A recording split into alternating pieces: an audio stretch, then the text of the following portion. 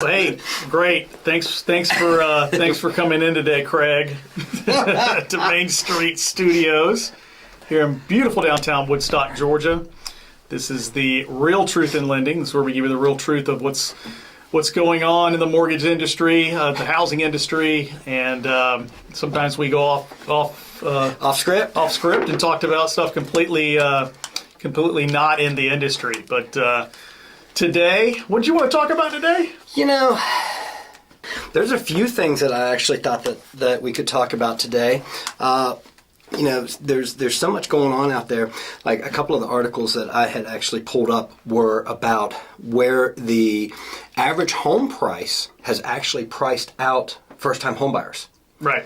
Because the average home price across the country actually jumped to over 356,000, and it's just put too many first-time homebuyers. Like there was a study that they were talking to millennials and saying that basically with their other debts, they can't afford to buy at that price point with the average price being at that.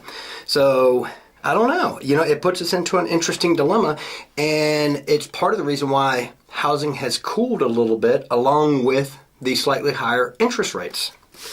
Yeah, that's not a good combo if you're those people, and that's why you see a lot of those people are probably still living at home with their parents, or they're sharing apartments or sharing houses with people.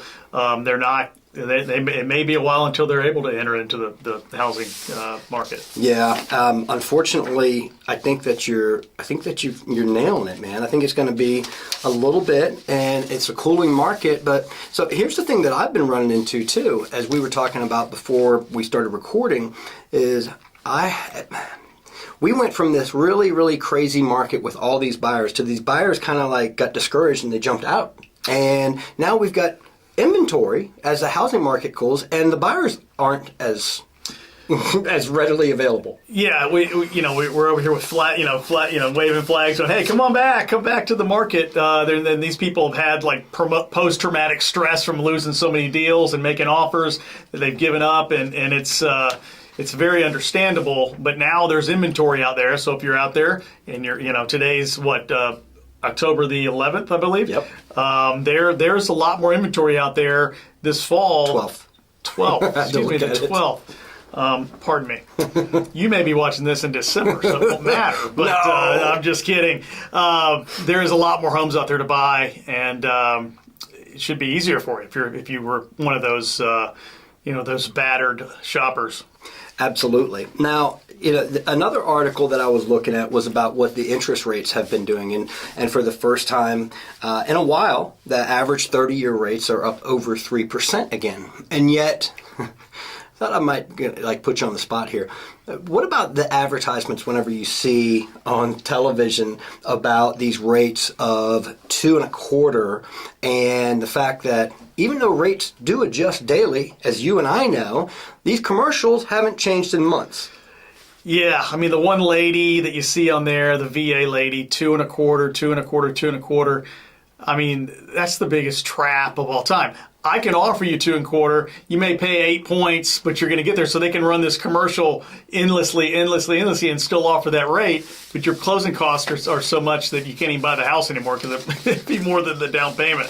So that is literally what I ran into. Not to interrupt you, but that's what I ran into just last week, where I was working with somebody, and it was a VA loan, and I forget what the rate was. I think I was quoting him 3.25% or something to that effect. And he was just saying, why do I keep seeing this? And as a matter of fact, he had gotten a quote from, we'll just say it rhymes with Pocket Mortgage. And he'd gotten a quote from them that was 2.75. And I said, hey, did you get a loan estimate or some type of itemization, formerly known as a good faith estimate? And he sends it over to me, and sure enough, it was literally, I'm not exaggerating, $10,000 in discount points. So for the people out there that know Rocket Mortgage is the largest lender pretty much in the United States, besides probably Wells Fargo at a bank level. Their game is, you will do their Rocket online stuff, and then they will flood you with paperwork that's very confusing. And it'll confuse you. It'll have a lot of points, have a lot of different stuff. So you may have the same rate comparable to points of what Craig might be offering you, but they offer you the lower rate, and then you don't see the closing costs. And hopefully you see them. Some people don't. Some people don't know how to read all that stuff, and it can be very confusing. But that's the game that they play, and they throw a lot at you, and it just makes your head spin. You couldn't have nailed it more as far as with the particular example that I'm talking about, because these guys, they didn't really understand, and they even said how confusing the paperwork was, and that they had received more than one stack. Yeah, well, that is where, we always preach it's better to have an advisor advising you that you can talk to. You can go over piece by piece. They don't have that at Rocket. They just have an 800 number, and you're getting a different person every time. And their job is to get you to lock in as fast as possible and get you down their road and off of wherever they're at and get you down and committed. They just pressure the hell out of you. And they don't want to explain everything to you like Craig, you would as an advisor. Well, so then question for you, since we're just like kind of brainstorming and talking about it a little bit. So my clients, they had a hard time with this because they're like, well, yeah, but they're saying that they can do this, and at the end of the day, they have to kind of see it through. So how would you advise somebody who's looking to buy or refinance and they're considering going with them because they offered such a lower interest rate? Well, I mean, I would pitch the value of working with somebody local, somebody that, and you're most likely you're local. It could be out of state, but to have somebody that you can come in and sit down with if you want to. Now, not everybody does that today's day and age with the technology, but they do want somebody that spends time with them to make sure they're making the right decision. Now, in the end, it could be the best decision to go with Rocket Mortgage, and a good advisor, a good loan officer will tell that person, hey, this is a better deal for you. You should go do it. But more times than not, it isn't. And for them to sit down and be able to go over different options and what those options mean is invaluable. Yeah, I totally agree. And it's challenging for those of us that are trying to fight those battles against these other these big companies that are offering these lower rates that, again, we could offer. I mean, that's at the end of the day, pretty much everything that you see out there. If you see something that is a lot lower than what somebody else is offering, just remember, almost everybody else can do that. It's just a question of whether or not you actually want to pay for that. Hey, let's talk about the conforming loan limits. Okay. And for the first time in, I forget how many years it was that I had read, but the increase to 548,000 to is that the latest increase or what? Right now it's 548. Right now it's 548, 250. Yeah. And what was it that they were talking about? I thought they said 625. Yeah, 625. That's one of the largest leaps that I've seen. We had a large leap the last time too. Was it 417 yep. to 528? Mm-hmm. So it's really what it is keeping up with the growth in equity that we're seeing, the growth in housing and what we're seeing, and it helps out a lot because you don't have to go to a jumbo type loan, and it allows somebody buying a bigger house to put less down if they want to put less down. Yeah, I don't think that a lot of people understand. Like even some of my agents, when I was telling them about the news, they were, oh, that's nice. They didn't really understand that when you cross over into jumbo, there's so many other layers of qualifications that take place. From you can't have as high of a debt ratio, you have to have a higher credit score, and of course, as you just mentioned, the down payment. And the interest rate. Yes. So what happens is with these jumbo loans, so a jumbo loan is not a loan that's either offered, off somebody's balance sheet.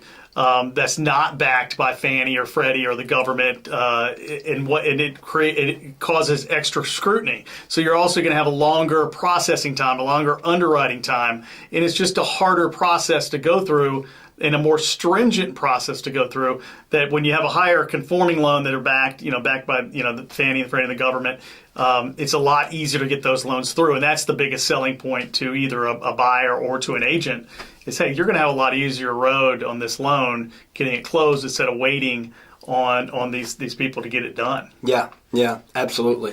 Well, I think it's going to be a good thing for sure. And as you mentioned, it's a great sign of where property values are and where equity positions are for folks who actually are homeowners or who are wanting to become homeowners, because it literally says where we are right now in today's housing market. And it's a good place. And the last thing I'll say about that is the fact that, interest rates are up from 2.99 to 3.125. So let's not get all scared. Let's run for the hills. Yeah, exactly. I mean, we're almost back in the Carter administration, right? But it's such a good time to buy because you have more inventory because the housing market has cooled a little bit. The rates are up, quote unquote, but they're really not. And then you've got these things going on with the jumbo or the conforming loan limits. So it's actually still a really good time.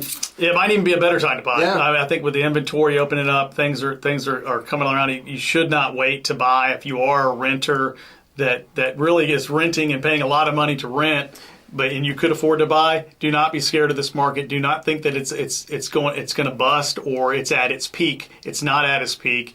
It's going to continue to grow. Will it grow at the 18% that we saw year over year? No, but it still will see growth. So yeah. I encourage you guys to, if you haven't done anything, to get out and get pre-approved with the lender, and then go talk to your agent. You know what? I don't think that there's a better way to close things out. So well said, and we appreciate you joining us today, and we'll see you next time.